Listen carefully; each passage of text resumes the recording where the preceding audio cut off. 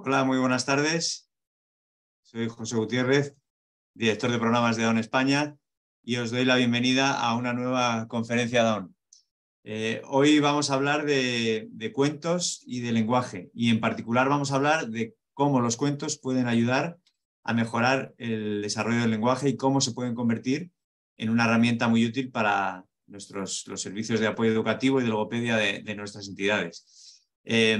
Realizamos esta conferencia de hoy en el marco del proyecto Hablamos, que es un proyecto que Dawn España ha realizado en colaboración con la Fundación Pelayo y gracias al cual pues, más de 200 familias de nuestras asociaciones por toda España han podido acceder a una aplicación digital para la mejora de las capacidades lectoras de los menores con síndrome de Down. Siguiendo el título del proyecto, Hablamos, como he dicho antes, hoy hablamos de cuentos. Y lo vamos a hacer con la narradora oral Alicia Remesal, conocida como Alicia Bululú, y con María Escartín y Jorge Arbués de Down Huesca. Alicia, a la que ahora le daré paso, es profesional del cuento contado desde hace 2 décadas, pero también es pedagoga, tiene un máster en atención temprana e intervención neuroeducativa en el que se ha especializado, se ha querido dirigir hacia la neuropsicología del lenguaje. María y Jorge son usuario profesional de Down Huesca respectivamente y vienen a hablarnos de su club de escritores y a leernos uno de los cuentos que han escrito en este club.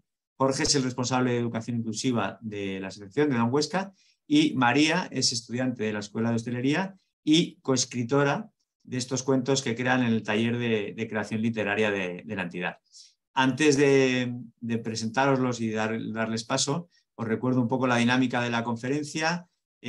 Como siempre, bueno, sabéis que se está grabando y que a partir de mañana pues, estará a vuestra disposición en nuestro canal de YouTube y a través de nuestras redes sociales. Y nada, pues vamos a hacer esa primera parte en la que vamos a hablar con Alicia de la importancia de los cuentos para el desarrollo del lenguaje. Luego el otro bloque con María y Jorge, donde nos van a hablar de su taller y nos van a leer el cuento. Y luego, pues si queréis hacer alguna pregunta, yo se la trasladaré encantado, la podéis escribir en el icono de preguntas y respuestas que tenéis en la parte baja de vuestras pantallas y yo se la trasladaré. Así que bueno, ya no me extiendo más y les doy las buenas tardes a Alicia, María, Jorge. Muy buenas tardes. Estáis todos silenciados. Si queréis abriros los micros y nos saludamos como es debido. Buenas tardes. Muchas gracias por este encuentro. Nada, muchísimas gracias a vosotros tres por acompañarnos esta tarde en la primera conferencia después del parón del parón veraniego. Y nada, empezamos si quieres contigo, Alicia. Yo me silencio y apago la pantalla, pero cualquier cosa que necesites estoy aquí, ¿vale? Pero para no interrumpirte y nada. Y empezamos contigo para que nos cuentes un poco, nos hables de cuentos. Muchas gracias, José. Muchas gracias a Dawn España por crear esta confluencia y este encuentro de gente bonita a la que le gustan las historias y le gustan los cuentos. Pues yo voy a aterrizar un poco en la importancia de los cuentos en el desarrollo del lenguaje o en la construcción del lenguaje, que depende de los teóricos, cada uno lo nombra de una manera.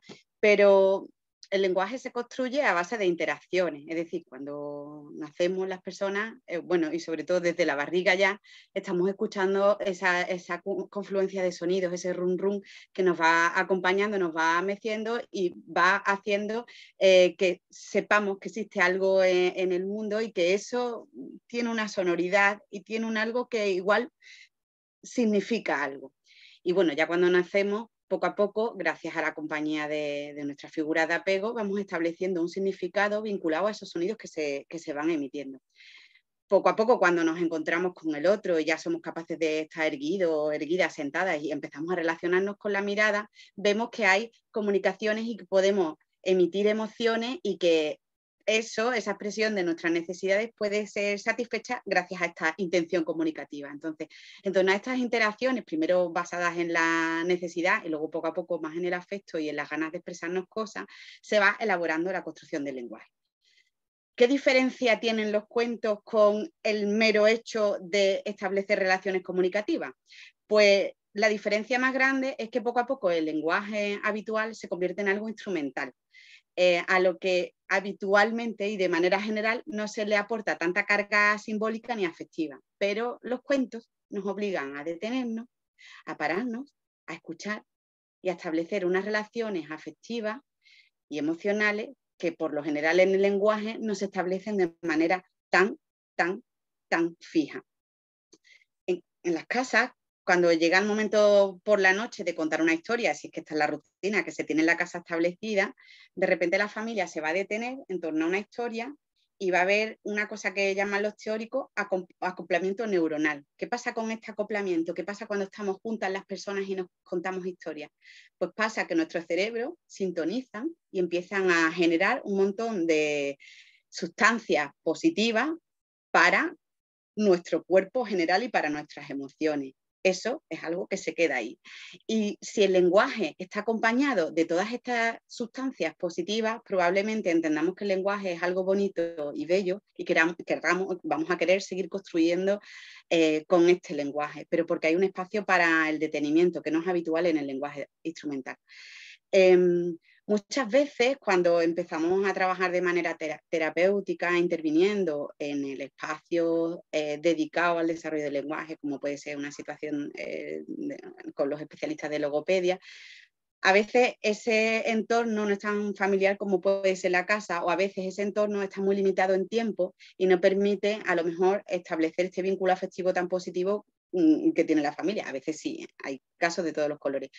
Pero, ¿qué pasaría si eso que se hace dentro de un espacio cerrado de repente se extiende hacia el entorno y la familia acompaña ese proceso? Esto se llama atención temprana centrada en familia. Acompaña más el proceso, no solo dentro de un espacio específico, sino dentro de las casas y de las familias, aprovechando las oportunidades de aprendizaje que se van dando.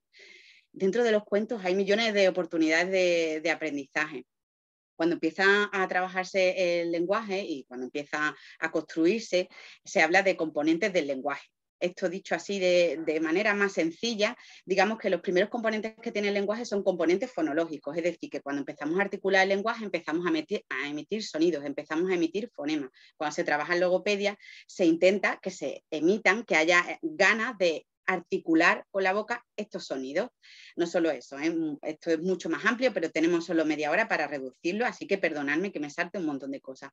Otra de las formas de trabajar a nivel logopédico es trabajar los componentes semánticos, es decir, la capacidad de construir en relaciones simbólicas entre la palabra y el significado que esta palabra tiene. Y aún así, además, a abrir el léxico y tener un montón de sacos de palabras para establecer relaciones. Y ahí viene el tercer componente, que es el componente morfosintáctico. Es decir, es la capacidad de establecer relaciones con palabras y con esas relaciones construir frases. Más o menos estos son como los tres elementos más básicos. Y luego el más complejo es el componente pragmático, que viene a significar que una vez que establecemos estas frases, somos capaces de utilizar estas frases en contextos sociales para solicitar lo que necesitamos, para saludar a la persona a la que queremos saludar. Y en este último componente pragmático, digamos que se puede añadir otro más, que es un componente emocional, es decir, la capacidad de establecer relaciones con el lenguaje, hacer frases y comunicarnos con el otro y con la otra para decir lo que sentimos o escuchar lo que la otra persona siente y mantener una conversación. Esto, por decirlo así, de forma simple. ¿Qué pasa con los cuentos y estos tipos de componentes? Pues cuando se construye el lenguaje narrativo, cuando se están contando historias en casa o en un contexto logopédico, estos componentes están todos dentro de las historias. Se pueden dar de manera separada, que para eso os he traído una selección de cuentos que tienen, digamos, más peso en unos componentes o en otros. Ahora iré así desengranando poco a poco. Pero es importante que se sepa que contar historias ayuda a desarrollar y a establecer todos estos componentes que tiene el lenguaje y lo hace en un contexto familiar, aprovechando las oportunidades de aprendizaje que se pueden dar dentro de una casa y además estableciendo relaciones afectivas, por un lado, y por otro lado, simbólicas, porque el cuento nos ayuda a representar este universo que tenemos nosotros por dentro, nosotras por dentro, y a darle significado, que es una de las importancias últimas que tienen las historias. Hay muchos teóricos, muchas teóricas que coinciden en que somos seres narrativos, homo narrans, woman narrans, como lo queráis llamar, pero necesitamos darle significado al mundo y eso lo hacemos componiendo historias. Cuando hay una cosa que es A y otra cosa que es B y no sabemos por qué están ahí, nuestro cerebro inevitablemente, como cerebro narrativo que es, establece una conexión entre una parte y otra y esa conexión la hace a través de una historia. Esas historias nos ayudan también a construir nuestra identidad. Somos lo que nos hemos contado que somos a lo largo de las cosas que nos han ido sucediendo y de hecho creemos que las cosas que nos suceden nos han sucedido por algo o nos han ayudado a conseguir algo en la vida. ¿Qué pasa con estas historias que se cuentan en casa? Pues que cuanto más formatos narrativos tengamos, más fácil será establecer relaciones narrativas con el mundo y, por ende, más bonita será la relación que construyamos con la narración de lo que nosotras y nosotros somos. Ahora voy a aterrizar un poquito con los libros. Os he dado así como unas pinceladas generales, voy a ir de manera aterrizando más concreta con libros que se pueden dar en circunstancias y luego os daré 5 pautas que pueden ayudar a la hora de contar historias. Bueno, la primera relación con los libros, el primer componente que se puede estimular del lenguaje, el componente fonológico. Libros que nos ayudan a la emisión de fonemas. Muchos libros buenos, muchas historias buenas, muchos cuentos nuevos nos ayudan porque inevitablemente tienen una parte de participación y esa participación siempre tiene ganas de ser contada. Entonces, por ejemplo, me estaba acordando de este que dice así: ¿quién se comió la fresa? Y cuando le preguntamos al señor perro si se ha comido las fresas, él nos dice no, y nosotros le decimos creo que sí, porque tienes una cara sospechosa, y él dice no, y nosotros insistimos que sí, y él dice que no, y nosotros decimos que sí, y él dice que no. Así empieza la historia, no voy a contar de qué va para no desvelaros nada, pero ¿qué pasa? Que se establece un juego, que luego hablaré un poquito más de esto. Cuando se establece un juego, en lugar de una exigencia por pronunciar un fonema, hay ganas de participar. No hay un sentimiento de frustración añadido a la dificultad de expresar el lenguaje, que son 2 situaciones diferentes. No es lo mismo sentirte frustrado o frustrada por no tener capacidad de emisión de un fonema que sentirte abocado a la participación del juego. Y eso, por ejemplo, sucede con esta historia. Tenemos muchas ganas de decir todo el rato que sí, que no, que sí, que no, por ejemplo. Otra de las cosas que se trabaja dentro de la emisión de fonema es la conciencia fonológica, es decir, tener conciencia y saber discernir un sonido de otro. Yo para eso utilizo mucho esto que se llama el abecedario travieso. Hay que distinguir porque saber letras no es saber fonología ni saber los componentes fonológicos, ¿vale?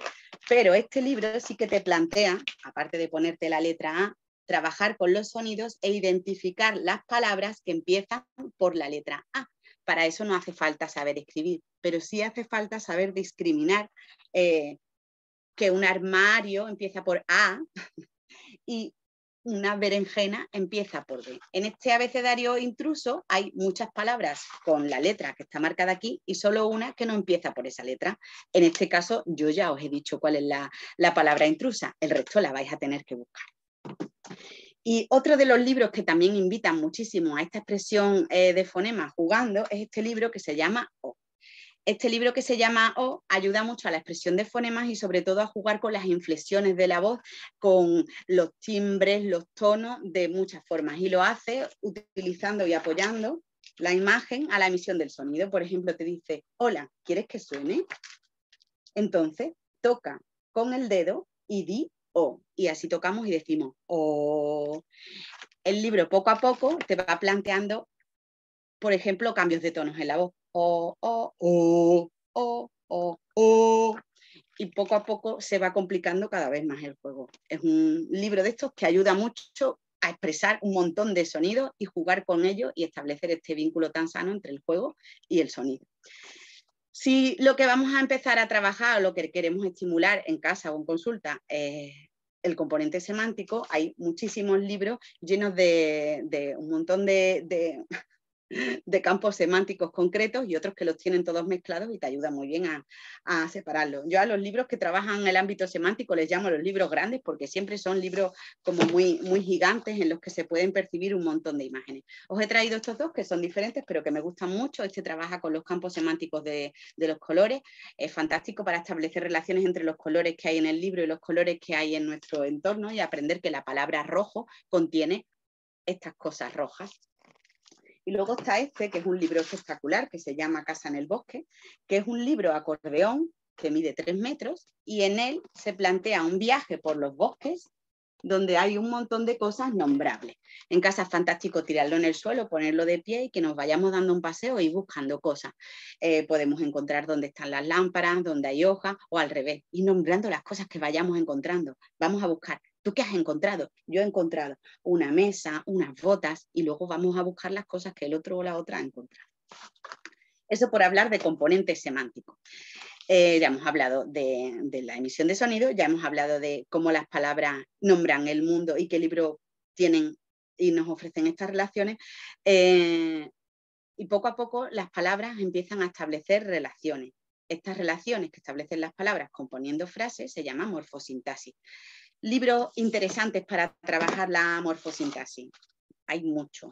A mí me gustan estos, por ejemplo, que plantean ya, este por ejemplo se llama Afortunadamente, que plantean ya una construcción concreta de frases y juega con esa construcción todo el rato de manera reiterada, de manera que cuando el libro va avanzando tenemos nosotros y nosotras ganas de construir ese tipo de relaciones. El libro empieza contándonos que afortunadamente el protagonista de esta historia recibió una invitación para un cumpleaños, para una fiesta de cumpleaños, pero desafortunadamente esa fiesta de cumpleaños sucedía muy lejos de su casa y a partir de ahí empieza a avanzar la acción sucediendo cosas afortunadas y cosas desafortunadas. ¿Qué pasa con este libro? Que plantea un juego de morfosintaxis, es decir, que conforme el libro va avanzando o incluso cuando lo cerramos, podemos empezar a construir frases de esta determinada manera y con estos determinados parámetros. Eso sí, este libro está recomendado cuando ya el nivel de morfosintaxis es un poco más elevado que solo la simpleza de decir un sustantivo y un verbo, ¿vale? Cuando ya avanzamos en el lenguaje y la morfosintaxis está un poco más establecida, dentro del componente pragmático del lenguaje, es decir, saber utilizar el lenguaje en el lugar que se debe usar para establecer relaciones sociales, por ejemplo, hay una parte, una de las partes más complicadas es la capacidad de establecer inferencias dentro del lenguaje. Es decir, una cosa es lo que el lenguaje nos está diciendo con las palabras y otra cosa es el significado, la capa que tiene por debajo de lo que estamos diciendo. Por lo general, este subsignificado, que podríamos decir de alguna manera, se establece con el tono, con las miradas, con el contexto. Eso a veces no es tan sencillo de descifrar y los libros pueden acompañarnos y los cuentos a establecer ese tipo de inferencias, ese tipo de deducciones de contexto y circunstancias que no es explícita. Creo que hay unos libros maravillosos que sirven para eso, que son los libros silenciosos. Son libros que tienen una estructura narrativa que también son muy interesantes para establecer secuencias temporales y saber que primero va una cosa, luego va otra cosa, luego va otra cosa. Pero en concreto son maravillosos para establecer inferencias. Los libros silenciosos son muy limpios en imagen y es fácil, dentro de lo que cabe, intentar deducir la historia que está subyaciendo dentro de esta secuencia de imágenes. Yo os traigo este ejemplo que me gusta muchísimo, que se llama El último verano.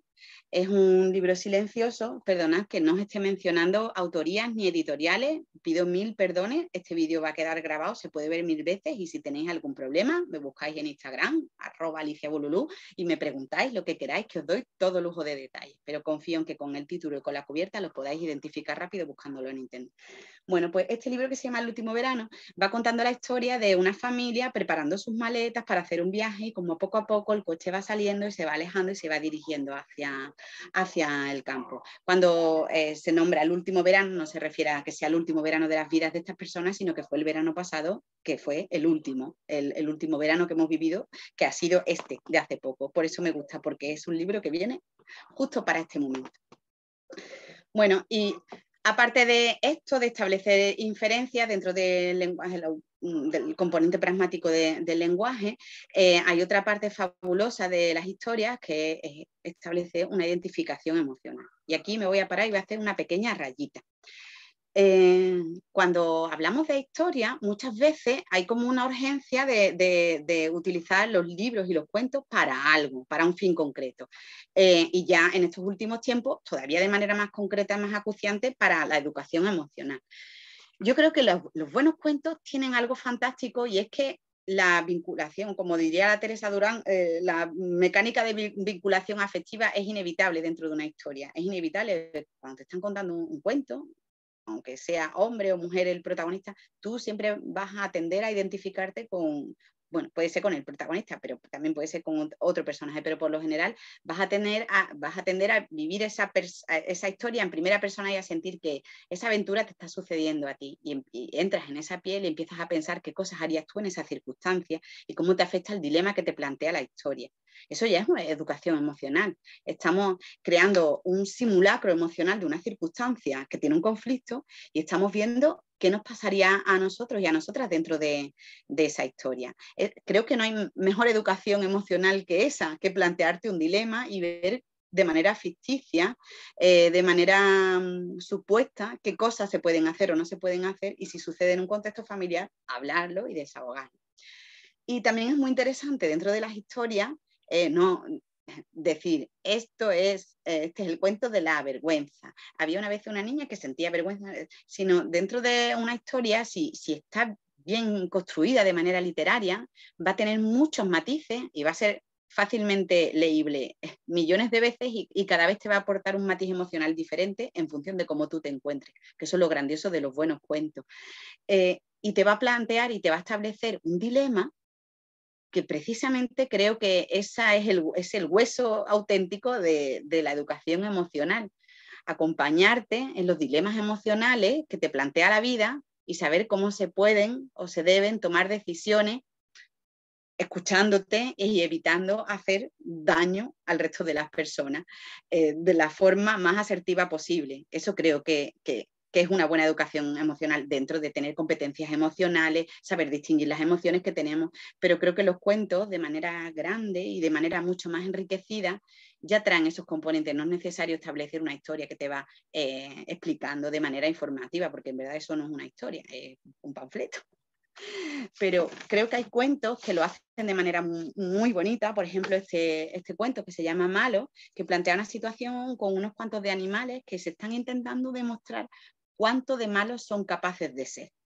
Y te ayuda a hablar en dónde están los límites verdaderos de lo que es ser buena o mala persona y cuando uno actúa de una manera determinada puede estar bien o no estar mal o puede estar de las dos maneras, que también sucede en la vida, depende de quién lo mire.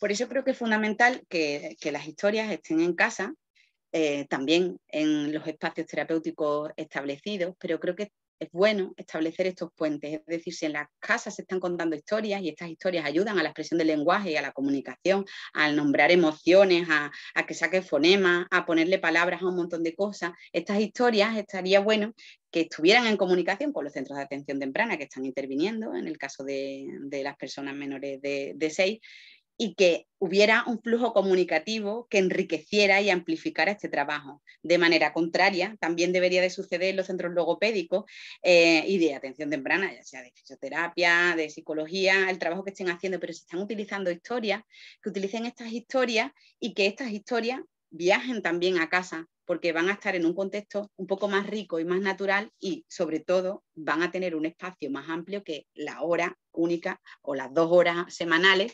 No sé si alguien tiene la suerte de llegar a tener 3, que se suele tener en un contexto terapéutico. Y por deciros ya, aterrizando en, bueno, ya tenemos estos libros, los vamos a utilizar en casa o en un contexto terapéutico. ¿Qué cosas podemos hacer? Pues yo me he inventado una especie de norma sistemática, sencilla, fácil, para que no se nos olvide que se puede hacer en casa y que estas historias ayuden un poco más, faciliten más la construcción del lenguaje. La primera, bueno, son 5 R. La primera R es la R de rutina. Es decir, Un cuento, cuando se va a contar, se debe saber que se va a contar, aunque luego hay momentos para la improvisación, pero debe haber un espacio rutinario para las historias. Uno, para que no se nos olvide, porque si no siempre estás diciendo, ay, debería haber contado un cuento, qué bien le hubiera venido a mi niño, a mi niña o a mi paciente que yo le contara un cuento, pero se te olvida. Si se establece una rutina, así nunca se olvida y además así siempre se espera, que eso es lo bonito de establecer una rutina. En las casas a las que se hace por la noche, por lo general, la mayoría de los niños y las niñas ya saben que esa es la hora del cuento. Y no hace falta obligar a nadie, que por favor no lo hagáis nunca, a escuchar historias. Pero sí se ha creado un espacio rutinario y ya no es necesario convencer de lo fabuloso, de lo bien que nos lo vamos a pasar compartiendo historias. Se crea ese espacio siempre en el mismo momento, a veces puede ser después de comer o puede ser por la mañana mientras estamos desayunando, pero sí que debe ser un espacio fijado en el tiempo por y para eso. Si estamos en un contexto de terapia, pues lo ideal sería que se supiera que siempre cuando va a acabar la sesión es el momento del cuento, o al revés, o que siempre cuando llegamos a la sesión, ese momento es el momento del cuento. Debe ser anticipable. Se debe saber cuándo se va a contar, porque eso va a facilitar la recepción de la historia. Por decir, os digo frase, venga, voy a meter un poquito de teoría. Dice, el significado emotivo, social y comunicativo de todos los elementos externos al niño o niña son creados en la interacción y para que esa creación sea efectiva debe ser sistemática. Lo sistemático se hace cuando hay rutina, pero también cuando hay reiteración, cuando se repite, que esta es la segunda R, la R de repetición. ¿Qué pasa con la repetición? Uno, que permite la accesibilidad cognitiva. Las cosas no se pueden contar solamente una vez. Si se cuentan solamente una vez, probablemente el trabajo, todo esto que os estoy hablando de los beneficios de los cuentos con esta capacidad de crear símbolos, de ampliar el léxico, con esta capacidad de establecer buenas construcciones morfosintácticas, si no se repite, no va a suceder, porque la repetición precisamente es la base de este aprendizaje. Es lo que va a permitir que sepamos cuándo podemos participar dentro de un cuento, cuándo se va a decir tal frase, que podamos recordarla y que nuestra memoria empiece a funcionar y a querer construir ese lenguaje que está escuchando de los cuentos. Así que la repetición también es fundamental. Voy con la tercera R, la R de ritmo. Cuando se cuentan las historias es fundamental que el ritmo sea un elemento muy presente, que esté aquí como un posi en la cabeza. ¿Por qué? Porque el ritmo acaricia la atención de la persona que escucha y lo hace a través de la entonación, de los timbres, de la velocidad en la que estamos narrando la historia. Si no tenemos en cuenta el ritmo, probablemente la atención merme. A lo mejor también sucede que no escuchemos tanto ni comprendamos tanto la historia, porque el ritmo permite también que la comprensión de la historia sea más fácil. También lo permite la reiteración y también lo permite la rutina, pero el ritmo es fundamental para la comprensión. Y además el ritmo es un elemento poético. Admite y invita al juego. Cuando estamos jugando con los ritmos, con el y estamos jugando o cantando, porque cantar también es un elemento rítmico, estamos jugando con el lenguaje y eso le está añadiendo un plus más todavía al uso del lenguaje. Ya vamos por los tres. Hemos hablado de la rutina, la reiteración, el ritmo y ahora voy a hablar de la parte de relación. Bueno, apelando a Francisco Mora, que él dice que uno solo aprende lo que ama, si no hay un componente afectivo, probablemente no nos interese la historia. Cuando hablamos de relación, me refiero a todo el conjunto amplio, a la relación que establecemos con la persona que le contamos, pero también la relación que establece la persona que recibe la historia con el propio cuento. Si no hay ninguna relación de intereses, es probable que tampoco la historia le merezca la pena. Y si no hay interés, pues no hay escucha. Y si no hay escucha, todo esto que os he contado no sirve de nada. Entonces, es importante que haya un vínculo, que haya una relación emocional y afectiva donde el cuento sea un regalo, que creo que en esta parte de relación, la R de regalo también podría entrar. Si no hay una carga afectiva y emocional de te estoy regalando un rato, que ahí tienes otra R, ahí tenéis otra R. Si no está esa parte afectiva y si además esto que te estoy regalando no te interesa, probablemente no sirva tampoco de nada, no se dé ese acoplamiento neuronal tan fundamental para generar tantas sustancias positivas. Y la última R, maravillosa y necesaria, es la R de recreo. si no nos lo estamos pasando bien, si hay un mínimo de sufrimiento, si hay un ápice de exigencia que genera frustración en la persona que escucha o que queremos que exprese, probablemente todo se dé por perdido.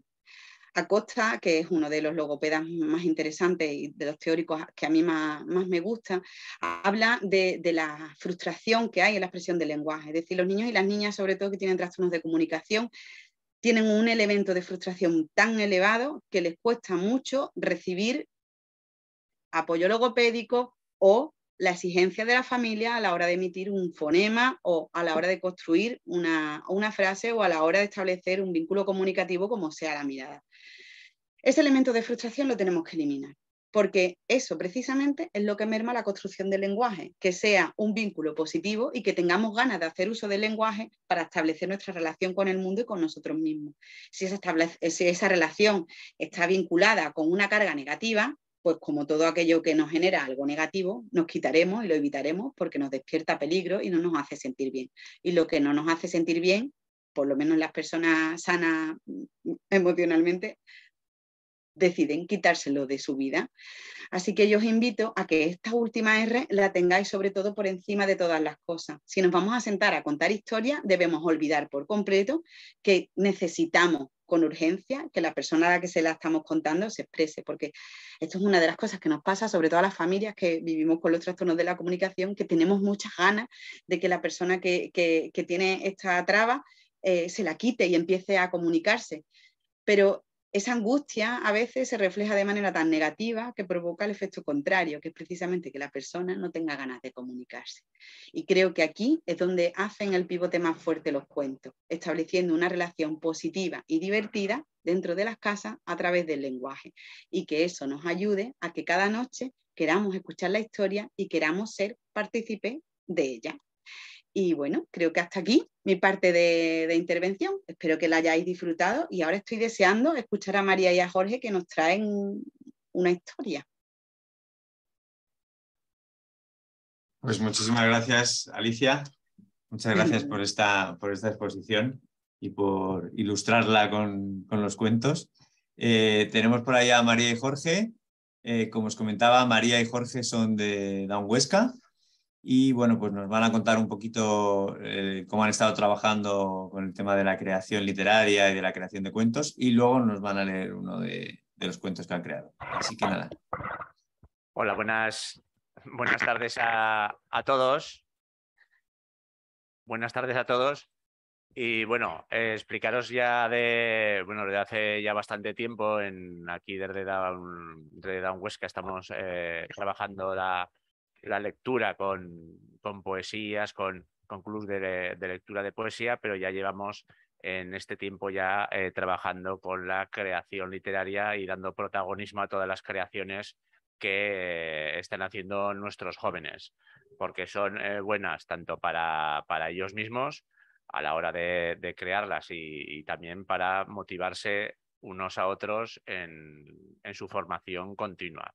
También lo utilizamos para formación en otros entornos, por ejemplo, en asociaciones o en bibliotecas y hasta en centros educativos de primaria, secundaria y de bachillerato. Entonces, donde vamos a hacer esos talleres y con nuestros jóvenes participamos en talleres colaborativos.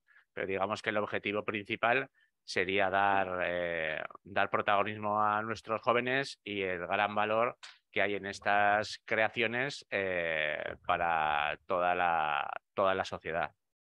¿Vale? Bueno, ahora, por ejemplo, os explicará a María qué le parecen estos clubes de escritores y qué le parece hacer cuentos. ¿Te gusta hacer cuentos, María? Sí, Hola María, ¿qué tal? muy bien. Muy bien. Cuéntanos, ¿hace cuánto tiempo que estás en el club de literatura? Desde pequeña.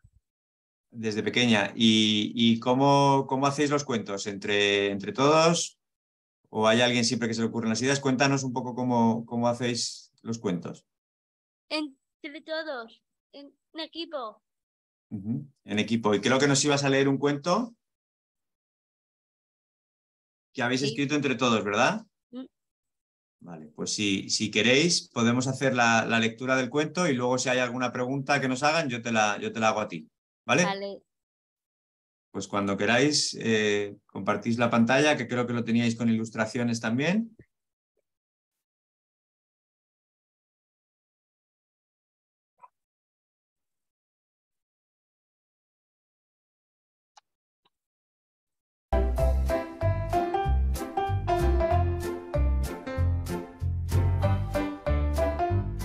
El perro quesero.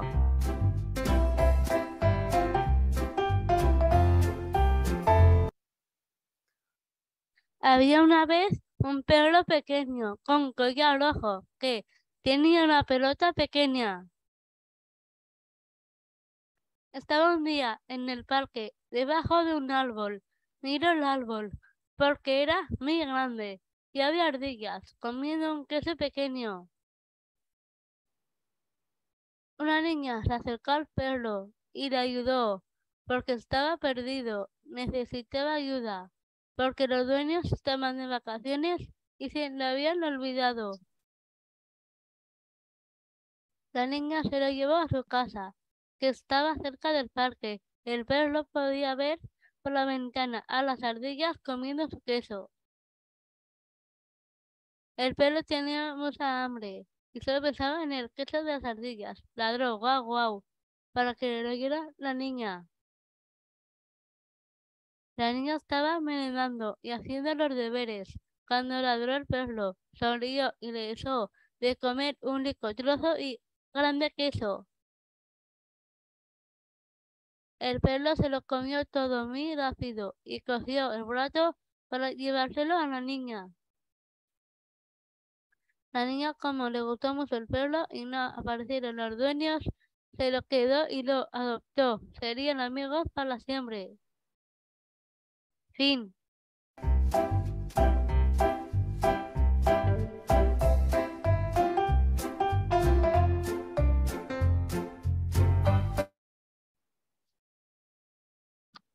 Jorge, María, contadnos cómo fue la creación de este cuento, cómo lo trabajáis en el taller.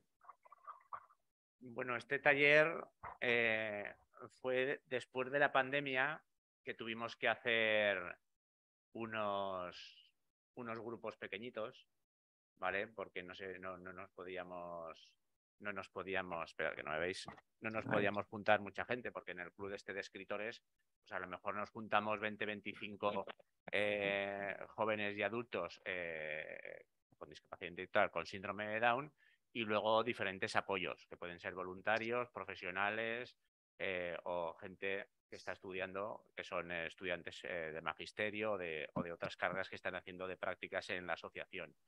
Entonces, en estos grupos pequeñitos y con también la aportación de los proyectos de Down España, en el proyecto de Cuéntame tu cuento, pues aparte de formación y de aplicaciones que sacamos de esas formaciones tan ricas que nos dan y que pedimos, pues nos daban soluciones para hacer las ilustraciones o para coger las ilustraciones para los cuentos. Entonces, entre 3 o 4 jóvenes y yo, pues dijimos pues de crear un cuento. Bueno, hicimos 2 o 3 cuentos y bueno, pues eso, recogemos ideas de todos, o primero que haga una frase y luego que la siga, vamos dando ideas de cómo podía ser, pero eso, por ejemplo, yo que estoy o que estaba de apoyo, yo doy igual la idea como la puede hacer María o como Antonio, que también, por ejemplo, en este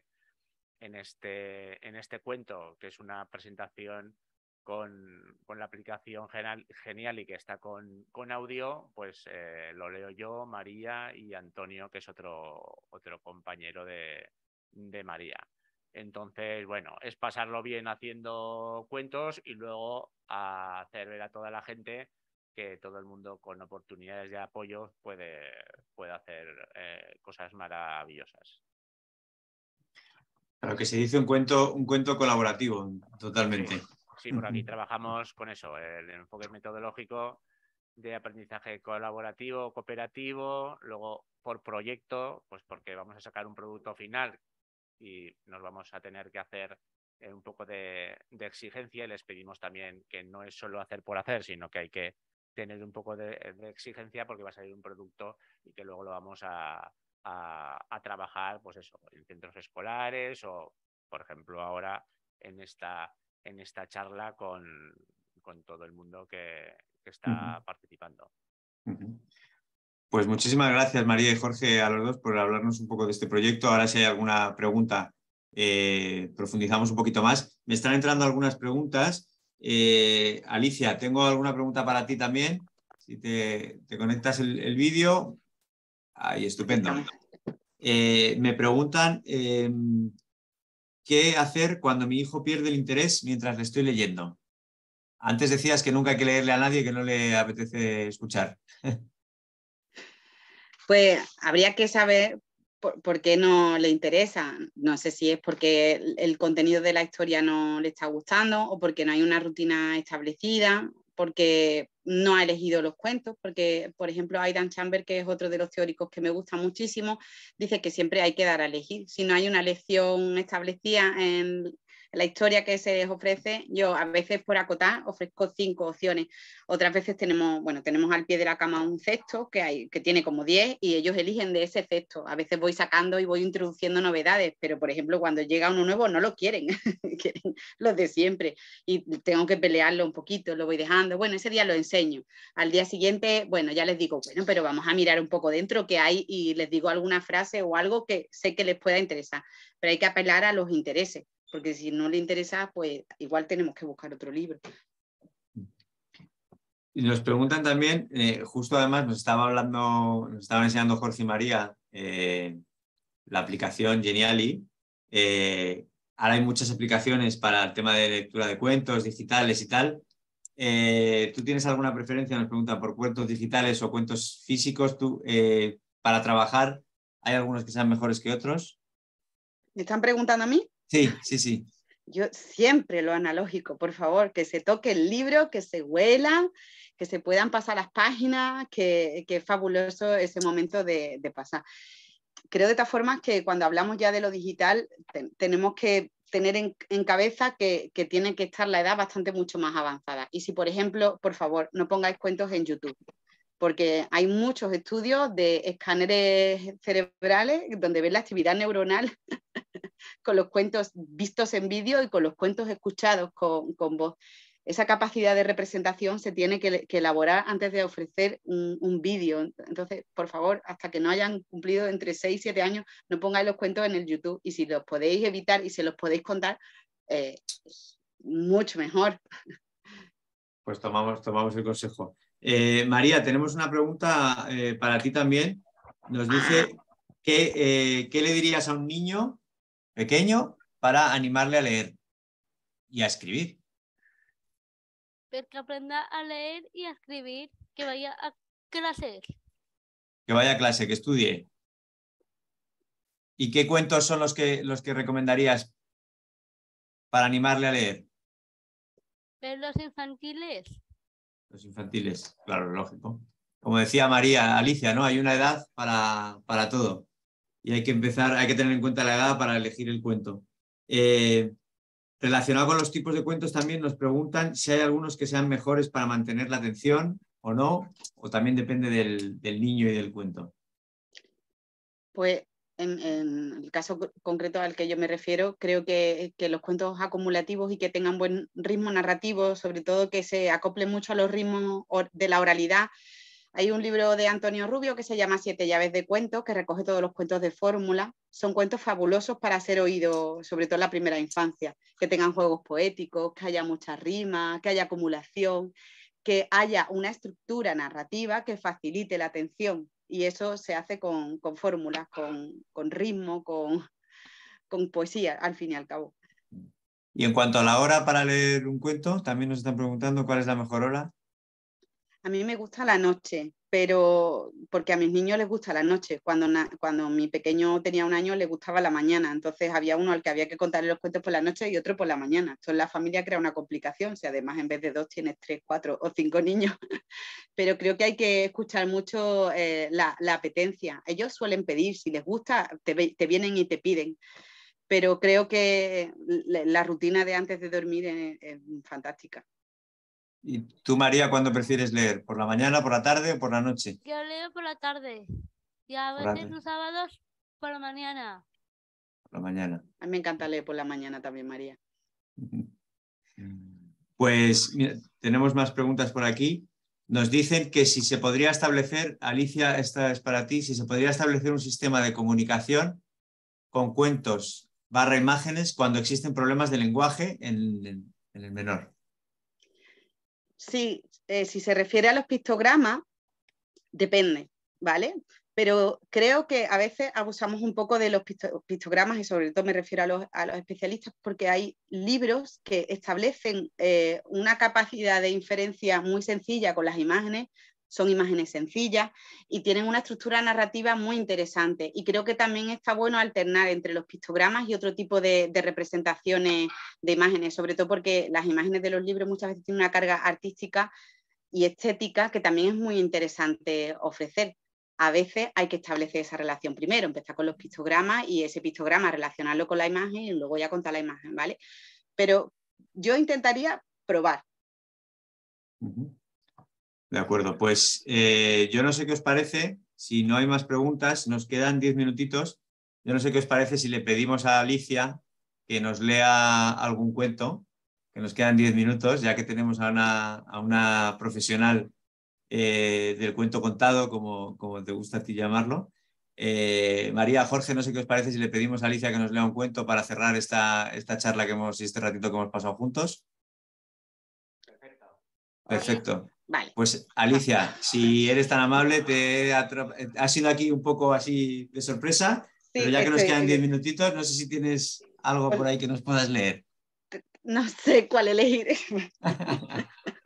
porque me da pena que os perdáis los demás.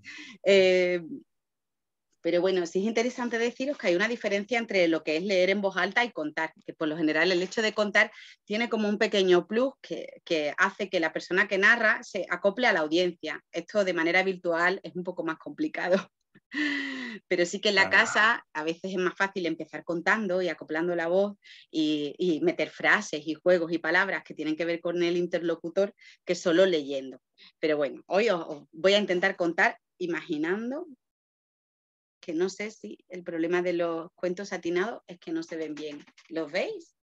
Vemos el dibujo, sí, el dibujo se ve bien. Vale. Si así un poquito tumbado se ve muy bien el dibujo. Bueno, pues era la hora de acostarse. Y aquí lo tenemos. El erizo, el zorro, el burro, el pelícano, el cocodrilo están muy dormidos, pero ahora la foca está muy despierta. ¡Ay, que me hago pipí! Y sale arrastrándose de la cama y pachif, pachaf, pachif, pachaf, pachif, pachaf, abre la puerta y cierra la puerta. ¡Pum! El erizo, el zorro, el burro, el pelícano están muy dormidos, pero ahora el cocodrilo está muy despierto. ¡Ay, se me ha olvidado lavarme los dientes! Así que sale de la cama y se desliza, shuf, shaf, shuf, shaf, shuf, shaf, abre la puerta y cierra la puerta. El erizo, el zorro, el burro están muy dormidos, pero ahora el pelícano está muy despierto. ¡Ay, que tengo sed! Necesito un poquito de agua. Así que se desliza de la cama y flis, flash, flis, flash, flis, flash, abre la puerta y cierra la puerta. ¡Pum! El erizo y el zorro están muy dormidos, pero ahora el burro está muy despierto. ¡Ay, me pica una oreja! ¡Me quiero rascar! Así que sale de la cama y patatrof, patatrof, patatrof, patatrof, patatrof, sale a buscar un sitio para poderse rascar. Así que abre la puerta y cierra la puerta. ¡Pum! El erizo está muy dormido, pero ahora el zorro está muy despierto. ¡Ay, quiero mi peluche! Tengo mucho miedo. Así que el zorro sale sigiloso y tas, tas, tas, tas, tas, tas, tas, abre la puerta y cierra la puerta. ¡Pum! El erizo ya no está dormido porque ahora el erizo está muy despierto, es tan chiquitito. Dice, ¡ay, tengo mucho miedo! Y como tiene miedo sale de la cama, abre la puerta y cierra la puerta. ¡Pum! Y aquí están todos, que aprovechando cada uno sus quehaceres, se han ido a la cama de la niña para darle un beso de las buenas noches, ya que están. Y se acercan todos, el erizo, el zorro, el burro, el cocodrilo, el pelícano y la foca, y le dicen, ¡danos un besito! Y para darle el besito se montan todos encima de la cama y ¡plop! Mira. Aplastan a la niña. Y ahora el erizo, el zorro, el burro, el pelícano, el cocodrilo y la foca están muy dormidos. Pero ahora la niña está muy despierta. ¡Así no puedo dormir! ¡Me están aplastando! En ese momento se escucha.